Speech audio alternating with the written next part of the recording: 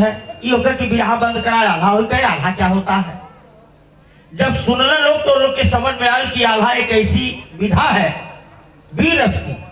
तो रामदेव गुरु जी, बुल्लू गुरु जी श्रृंगार रस के गायक थे, पारस। सबसे पहले ये तीनों कलाकार बियाह में आल्हा लिखवाना शुरू किए और उसी जगह से तमाम लेखक लोग लिखने लगे। तो छोटा सा प्रसंग जो है आप लोगन के मारो के लड़ाई का 4 लाइन सुना के तर्ज सुना देते। ये कि बियाह का भाव कहीं कुछ और है और आल्हा का भाव कुछ और है। प्रसंग वो समय का बा कि जौने समय रुदल के पिता जासर के मूड़ी काट के राजा करिंदा मारो के ले जाए के बरगद पर टंगवा देलस, लाश के कोल्हू में पेरवा देलस।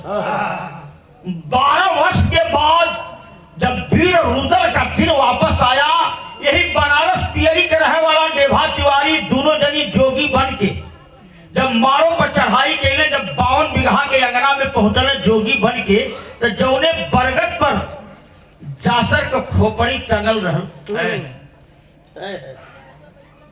उकुल भाव कबीर जी चल गल दुनिया से।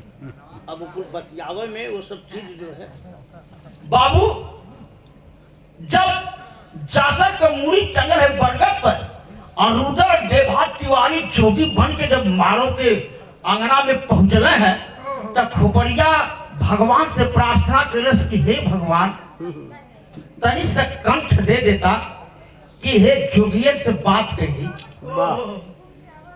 ब्रिगुटी डोलल रघुनंदन के खोपड़ी के आभा बोलल बा। खोपड़ी के आभा का बोलल? तू वही बड़ा आइए लाइन कर जाने खोपड़िया कहलस का, अरे दादा के खोपड़ी बड़ो गदवई पर टांगल बाटी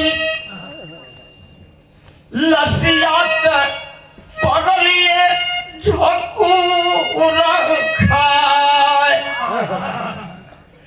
जहिया छठी तोरी माँ वो बोलन रहली बचावा, पपिया चढ़ी गई ले करिंगा जवान।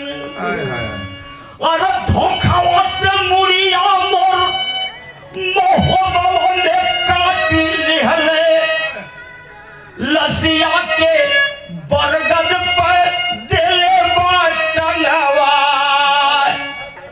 अरे जेकर बेटवा रुदल ऐसन